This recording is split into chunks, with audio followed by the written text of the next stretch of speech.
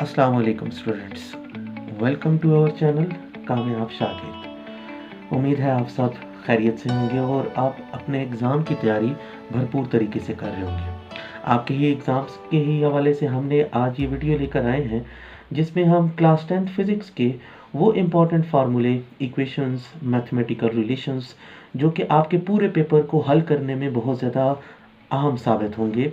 इससे आपके पूरे पेपर को 90 से 95% तक हल किया जा सकता है। हमने ये जो फार्मूलाज हम लेकर आए हैं या जो इक्वेशंस हम लेकर आए हैं, ये आपके पूरे पेपर में जो भी एमसीक्यूज आते हैं, न्यूमेरिकल्स आते हैं, कंसेप्चुअल क्वेश्चंस हैं, उनको हल करने में बहुत ज़्यादा इम्पॉर्टेंट होगा और यही आपके पेपर का एक इम्पॉर्टेंट हिस्सा होता है। यानी कि आप 90 to 95% इससे आप हल कर सकते हैं, यानी कि एक पूरा पेपर आप इन इक्वेशन से, इन फार्मूला से आप हल कर सकते हैं। हम ये फार्मूलाज टॉपिक वाइज लेकर आए हैं। हम तमाम यूनिट से हमने हर एक टॉपिक के लिहाज से ये फार्मूलाज हम लेकर आए हैं। तो आप इस वीडियो को पूरा देखें। उम्मीद है आप इस वीडियो से बहुत कुछ सीखेंगे और ये फार्मूलाज आपको बहुत ज़्यादा काम आएंगे। तो चलें हम इन फार्मूलाज को वन बाय वन देखते हैं।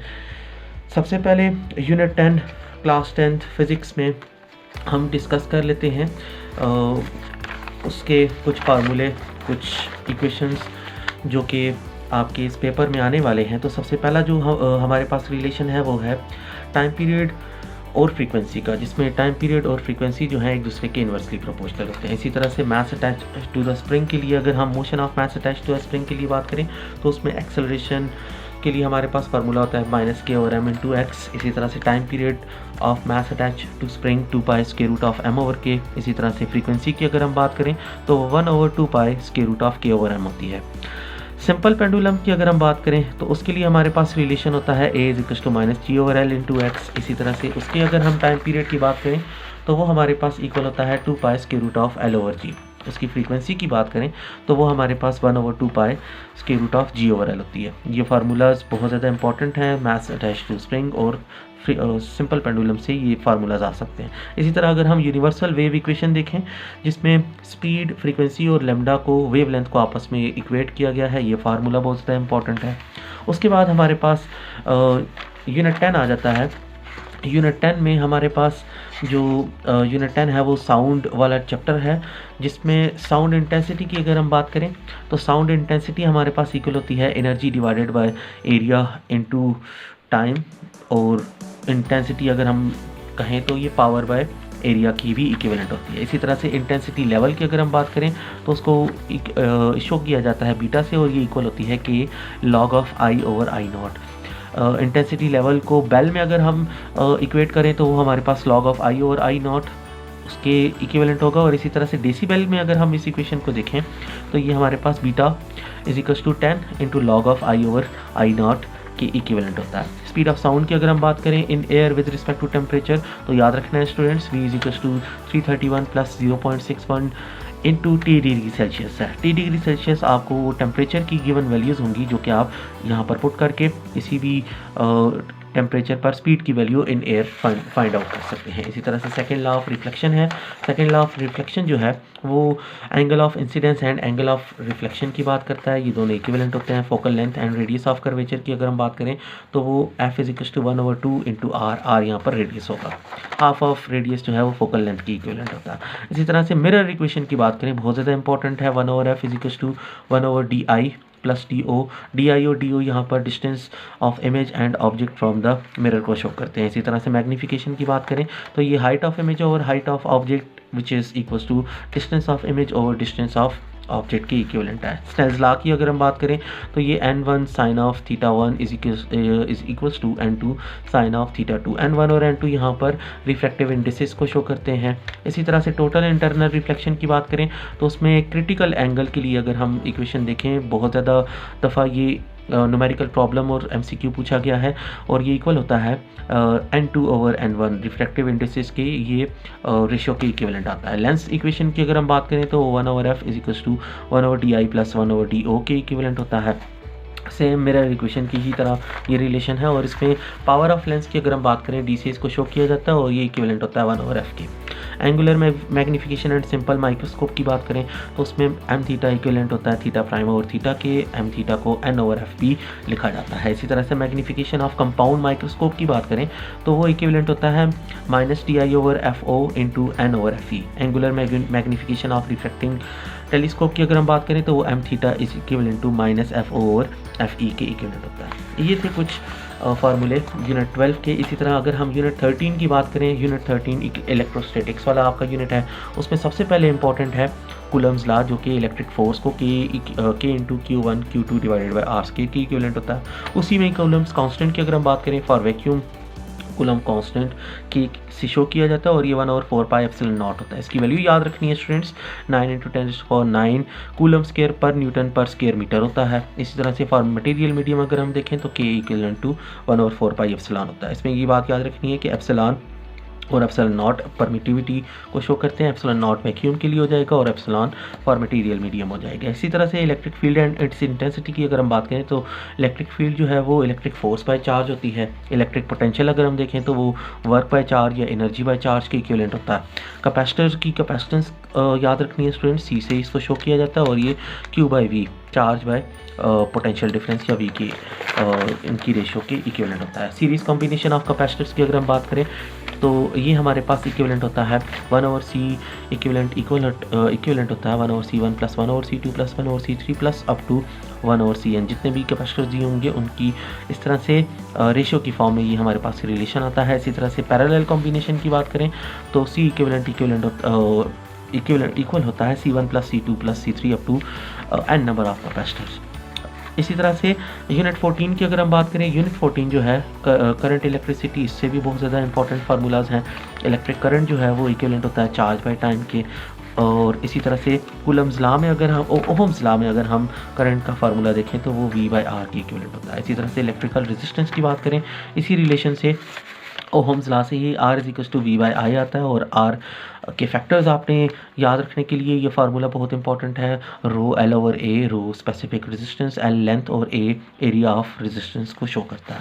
सीरीज कॉम्बिनेशन ऑफ रेजिस्टर की बात करें तो वो सम ऑफ ऑल द रेजिस्टेंस के इक्विवेलेंट होगा।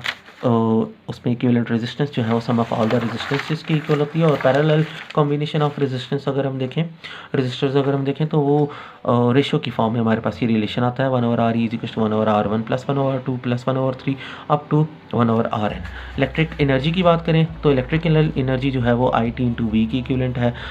इसके डिफरेंट रिलेशंस आते हैं जिनको हम in terms of other quantity represent कर सकते हैं। इसी तरह से I² RT V² और ओवर RT की भी इक्विवेलेंट होती है इलेक्ट्रिकल एनर्जी। जाउस लॉ की अगर हम बात करें तो जाउस लॉ में वो हीट को बेसिकली उसका रिलेशन बताता है कि कितनी हीट किसी रेजिस्टर के क्रॉस डिसिपेट होती है और ये I² RT/J के इक्विवेलेंट होती है। इलेक्ट्रिक पावर अगर हम देखें तो वो IV के प्रोडक्ट की इक्वल होती है। इसी तरह से उसको इन टर्म्स ऑफ रेजिस्टेंस देखें तो I² R, और अगर हम उसको रेजिस्टेंस एंड वोल्टेज की टर्म में देखें तो वो V²/R होती है। किलोवाट आवर याद रखना है स्टूडेंट्स, बहुत दफ़ा ये MCQ में ये पूछा गया है। ये एनर्जी की यूनिट है। इसमें स्टूडेंट्स वॉट को पढ़ के वो पावर को वाले ऑप्शन पर टिक कर लेते हैं तो ये गलत होगा। किलोवाट आवर 3.6 × 10⁶ जॉउल्स की इक्विवेलेंट होती है।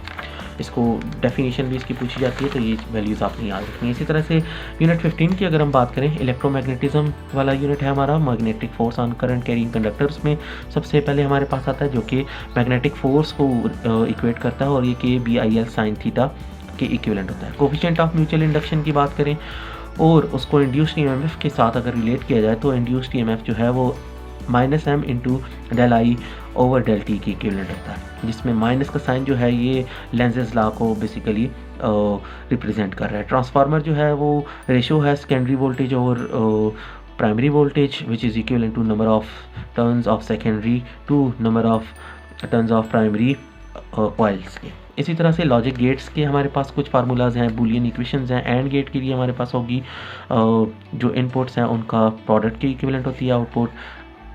और गेट के लिए अगर हम देखें तो वो इनपुट्स की सम के इक्विवेलेंट होती है आउटपुट। इसी तरह से नॉट गेट के लिए अगर हम देखें तो वो उसका इन्वर्जन के इक्विवेलेंट होता है आउटपुट। इसी तरह से अगर हम बात करें फॉर नैंड गेट जो कि इन्वर्जन ऑफ एंड गेट होता है, और ये ए बी बार के इक्विवेलेंट होगा, यानी कि उसी ए बी का जो उलट है उसका जो इन्वर्जन है उसकी इक्विवेलेंट हमारे पास आ जाता है। नॉर गेट जो है वो और गेट का इन्वर्टेड हमारे पास गेट होता है, ए प्लस बी होल बार की इक्विवेलेंट होगा ये। यूनिट 18 में हमारे पास कुछ इंपॉर्टेंट फार्मूलाज हैं। न्यूक्लियर फिजिक्स वाला ये हमारा यूनिट है, alpha decay.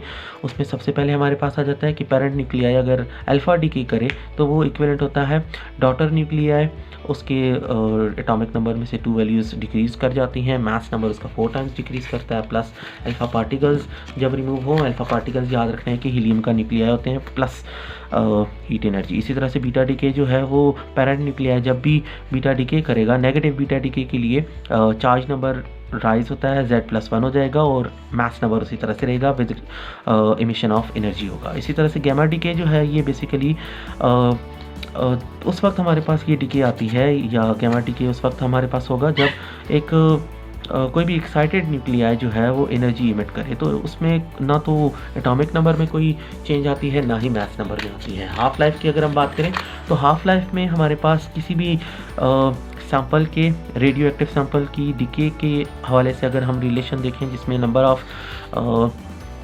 Particles, remaining particles के लिए हमारे पास रिलेशन जो है वो half power 1/2 power small N यहाँ पर नंबर ऑफ हाफ लाइफ्स को शो करता है, एन ओ जो है वो ओरिजिनल सैंपल की अमाउंट को शो करता है। इसी तरह से अगर हम बात करें नंबर ऑफ हाफ लाइफ्स अगर फाइंड करनी हो तो वो given time divided by half life of that sample के इक्विवेलेंट होता है। इसमें जो इंपॉर्टेंट फार्मूला न्यूक्लियर फिशन का है वो भी आपने ध्यान में रखना है। उसके लिए इक्वेशन यूरेनियम 235 92 के लिए बहुत ज़्यादा इंपॉर्टेंट है कि जब हम न्यूट्रॉन को, हाई एक्सेलरेटिंग न्यूट्रॉन को यूरेनियम के हैवी न्यूक्लियाई के साथ जाकर बम्बार्ड करते हैं तो एक एक्साइटेड न्यूक्लियाई बनता है 236 mass number for the time being. इसमें एडिशन होने के बाद वो जब डीके करता है तो उसमें डिफरेंट लाइटर पार्टिकल्स इमिट होते हैं with respect to neutrons and energy. इसी तरह से न्यूक्लियर फ्यूजन की बात करें, न्यूक्लियर फ्यूजन में जो इम्पोर्टेंट है वो प्रोटॉन साइकिल्स हैं। उसमें पहला जो साइकिल है या पहला स्टेप है वो हाइड्रोजन एटम्स जो है वो आपस में फ्यूज़ होकर एक ड्यूट्रियम का एटम क्रिएट करते हैं with respect to beta positive emission. इसी तरह से हाइड्रोजन का ड्यूट्रियम के साथ जब रिएक्शन होता है तो वो हीलियम का एक आइसोटोप बनाता है with respect to gamma emission, and जब ये हीलियम का आइसोटोप 2He3 दूसरे हीलियम के आइसोटोप के साथ फ्यूज़ होता है तो एक हीलियम का न्यूक्लिया, एक हीलियम एटम बनता है विद रिस्पेक्ट टू प्रोटॉन्स, और इसी तरह से गैमा एमिशन इसमें हमारे पास होती है। तो ये स्टूडेंट्स कुछ इंपॉर्टेंट फार्मूलाज थे, कुछ इक्वेशंस थी जो कि आपकी पूरी बुक में से टॉपिक वाइज हमने निकाले। तो इन इक्वेशंस को, इन फार्मूलाज को ज़रूर आप याद करें, आपके एग्ज़ाम में ये बहुत ज़्यादा आपको फ्रूटफुल रहेंगे। उम्मीद है आपने इनसे कुछ ना कुछ सीखा होगा। मज़ीद भी आप इसी तरह की ही फार्मूले, इसी तरह की ही शॉर्ट क्वेश्चंस, न्यूमेरिकल्स के लिए हमारे चैनल को ज़रूर देखें। इस पर सब्सक्राइब करें, इसको लाइक करें और शेयर करें। Thank you so much.